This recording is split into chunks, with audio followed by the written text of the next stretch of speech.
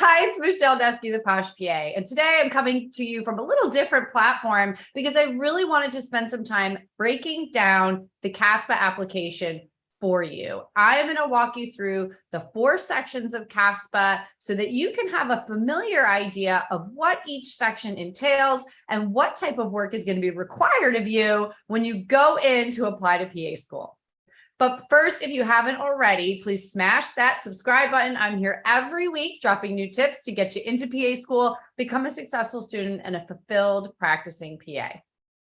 So I talked a little bit before about this centralized application service for PA school, Caspa, and you'll hear that so much, through this process and through your pre-PA journey. And it definitely builds some anxiety when you don't know what to expect from this service, or really what to expect from the application process as a whole. That's why I'm here for you on my YouTube channel, on my website, doing one-on-one appointments to really help you navigate this. And today, I'm going to talk about the 4 sections of the PA school application. Now, on Caspa, you're going to log in, and I'm going to show you this in a second, but you're going to see 4 main areas in which you have to fill out information.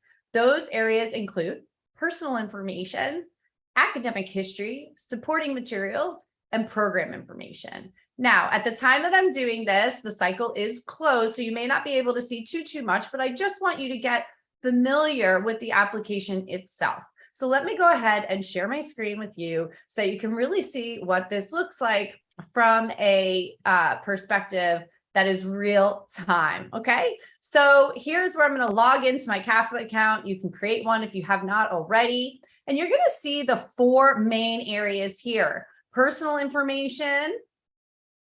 And then let me go back. And then you're going to see personal information, academic history, supporting information, and program materials. So personal information is strictly pipeline and demographic information. In that area, you're going to find description of childhood residency, which is one of the things I get asked about a lot, which you don't actually have to fill out. It is optional, but you also don't have to spend a lot of time here. Okay. So if you're concerned about what to write there, for example, I grew up in a small suburb in New Jersey, right outside of New York City. That is what I would write in that section. It's going to ask you about information about your parents, about ethnicity. Again, a lot of these areas are optional. And then in this section at the very bottom, in past cycles, there has been an essay about COVID-19, again, optional, and how that impacted your journey to becoming a PA. You can choose whether or not you want to fill out this essay if COVID really did impact your academics or your ability to obtain shadowing or anything like that. I am not certain how long that essay will remain in cycles going forward, but that is where it's housed. This section tends to take not very long to complete because it is just personal and, biodata information. So you could knock that out pretty quickly. Where you are going to spend more time is in the second section, which is your academic history. So your academic history, you're going to list the high school that you attended, but then you're going to list the colleges you attended. And this means every college you've ever attended, even if you've attended it for 1 credit. Okay. So this includes every college that you've attended. You are going to list here, you're going to add a college or university, and then you're going to go ahead and request transcripts. If they do it electronically, you will see that here through these services. Otherwise, you will have to have your college mail it. Okay. So you're going to list all your colleges. And once you do that, you're going to go ahead and you are going to start entering in your transcript. Okay. So you will go ahead and add a semester, add a course. So I will put one here, add a course. Okay. So let's say I'm going to do chemistry 122. You're going to put your course title. You're going to enter this exactly how it looks on your official transcript. You're going to select the subject, which for me was chemistry, right? And then, whoops, not virology, chemistry. You're going to put your grade. You're going to put the credits. You're going to put the grade. And then it's going to do your Caspa grade here as an A. Okay. Then you're going to save it and you're going to move on to the next one. You're going to do that for the entirety of your transcripts from every college that you attended. All right. So when you go back here, When you are done entering everything, you will hit this button. It will ask you a couple of questions and your transcripts will be finalized. Something important to note, when you hit the review and finalize transcript button, that does not mean you can't edit your transcript. Okay. Some people freak out and they're like, I can't edit my transcript. You can. Okay. You just have to go through that process again after you edit it. Okay. So that area takes a little bit of time. All right. So you want to make sure that you're entering it exactly how it appears on your transcripts so that there is no issues later in the verification process. So when you request an official transcript, request one for yourself so that you're entering it exactly how it is on your official transcript and there are no issues going forward. Again, you are going to list every college here that you have attended. Even if you've taken one semester or one credit there, you're going to need to get that transcript if you're using it. For your PA school application, you are going to need to enter it in here. That also includes if you did a master's program. Okay. So you want everything to be put in this section. The next section is where you're going to spend a bulk of your time, and that is in the supporting materials section. This is where evaluations are housed, your experiences, standardized tests, your personal statement, and any memberships and clubs that you may have had. So this is where you're going to be spending a lot of time entering in all of those amazing experiences you have: patient care experience, healthcare experience, shadowing, volunteer work, leadership, research, teaching, all of those things that you may have, right? And in those, you're going to have to list the number of hours and you're going to have to write a description. So I often recommend that you do this ahead of time so that you can copy and paste your descriptions in, and it'll save you time when the application opens. So a brief run through here is you can log into your supporting materials section. So let's go back to the application, and here's where you have your supporting information. This is where you will add in your letters of recommendation. I can't do this right now because the cycle's closed, but it will say request. You put the information in for your evaluator and it will email them off a request. They will upload it. And when that's done, it will say completed. This is where you're going to spend a bulk of your time. This is in the experience description section. This is where you're going to list your patient care experience, your health. So you can see the list here, right? All of these things that if you have them, they're going to be listed here. So your patient care experience, you're going to put the organization, the name, all these things with red dots are required. So you are going to want to put the dates and if your status, full-time, part-time, temporary, and per diem, pretty much the same thing. You can choose either one. You want to say if it was compensated or for academic credit.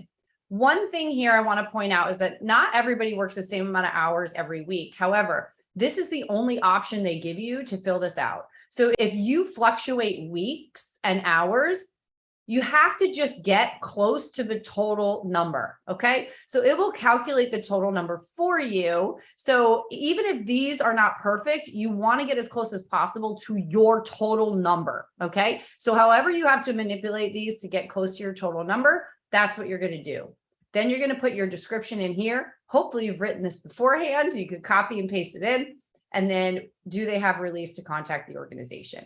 Now, if you don't have this information, supervisor, et cetera, as you can see, it is not required. You may not have that information for single volunteer experiences or something like that. So don't freak out, but you do need to fill out the red dotted areas, which are required. The next section is going to be achievements, dean's list, honors, anything like that, scholarships.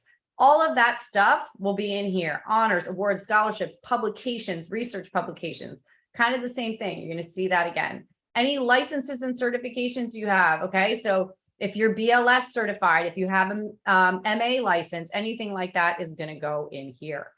Then you're going to add your personal statement, which is for a whole separate video, but you're going to add your personal statement here.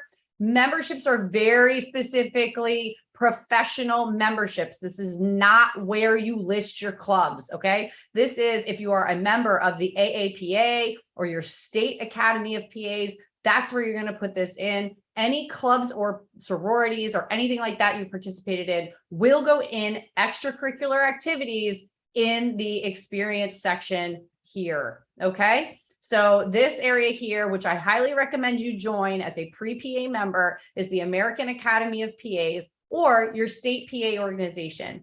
You may not know this, but every single state has a PA organization. And if you're able to join it, you should. It's a great way to network with other PAs, find shadowing opportunities, and even attend local events. So a really, really nice thing to do if you are able to do that. It also looks great on your application. And the final section is going to be the program materials. This is where, when you've selected your programs, each program is going to have a different set of information. You're going to have to match your what's on your transcript to your program requirements. Okay. So on here in the program materials section, you are going to see